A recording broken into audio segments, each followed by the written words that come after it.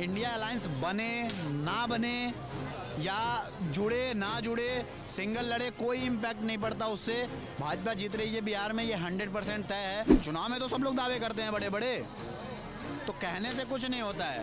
Actual में सत्ता में कौन आता है वो इम्पोर्टेंट है। इंडिया अलायंस मुझे लगता है कि अभी तो नहीं बनेगा, पहले ये लोग चुनाव लड़ेंगे और ऐसा लगेगा कि दोनों के जुड़ने से अगर वो बन सकती है सरकार तभी ये जुड़ेंगे, वरना ये जुड़ने वाले नहीं है। इतनी इंडिया अलायंस में है ना, इन लोग का सिर्फ एक ही सोच है, किस तरीके से सत्ता में आए और किस तरीके से अपनी जेबें भरें। बिहार में अगर शिक्षा सबसे ज़्यादा किसी ने बढ़ाया है तो वो है नीतीश बाबू। उनमें एक फॉल्ट रहा कि वहाँ पे बाहर की जो कंपनियाँ थी उन्होंने इन्वेस्टमेंट नहीं किया, ठीक है, ये उनकी कमी रही, जिसकी वजह से बिहार के लोगों को रोजगार नहीं मिल रहा है। तो नीतीश बाबू आते हैं तो भी, नहीं आते हैं तो भी, नया चेहरा है तो ज़्यादा बेटर होगा बिहार के लिए। नमस्कार। बिहार चुनाव बेहद नज़दीक है और इस बीच तमाम अटकलें लगाई जा रही हैं कि किसकी बनेगी सरकार और किसका होगा राज तिलक। पर तमाम विषयों पर एक प्रश्न चिन्ह भी खड़ा हो रहा है कि जो इंडिया अलायंस की बात कर रहे थे, कहीं ना कहीं साथ मिलकर चुनाव लड़ने की बात कर रहे थे, अभी तक उनके अंदर सीट बंटवारा जो है वो देखने को नहीं मिला है। क्या लगता है कि इंडिया अलायंस बनेगा, और बनेगा तो किन शर्तों पर? क्योंकि तेजस्वी तो हालांकि हिंट दे चुके हैं कि अलग से लड़ लेंगे चुनाव। देखिए, सबसे बड़ी चीज़ आज के डेट में जो भारतीय जनता पार्टी सबसे बड़ी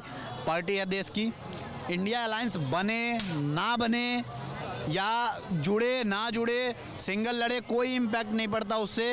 भाजपा जीत रही है बिहार में, ये 100% तय है। इंडिया अलायंस तो लोकसभा चुनाव में भी बनी थी, क्या उखाड़ लिया भाजपा की, फिर भी सरकार बन गई। पर 400 को जो मोदी जी का सपना था उसे तो तोड़ दिया ना दीदी ने। तो देखो, ये तो ऐसे तो ये भी कहते थे कि हमारा 400 पार आएगा, हम इस बार मोदी जी को उखाड़ के फेंकेंगे, ये करेंगे वो करेंगे। कांग्रेस इंडिया अलायंस की सीटें आ रही हैं, राहुल गांधी प्रधानमंत्री बन रहे हैं। चुनाव में तो सब लोग दावे करते हैं बड़े बड़े, तो कहने से कुछ नहीं होता है।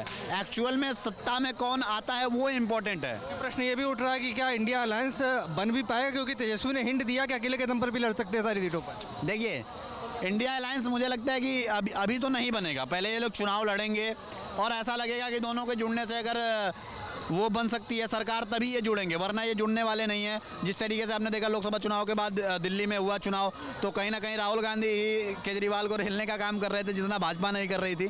तो उसी तरीके का कुछ समीकरण बिहार में भी आप लोगों को दिखाई दे रहा है, सारे अलग अलग लड़ेंगे। हाँ, ऐसा लगता है कि क्योंकि इन लोगों का देखिए, सबसे जितनी इंडिया अलायंस में है ना, इन लोग का सिर्फ एक ही सोच है, किस तरीके से सत्ता में आए और किस तरीके से अपनी जेबें भरें।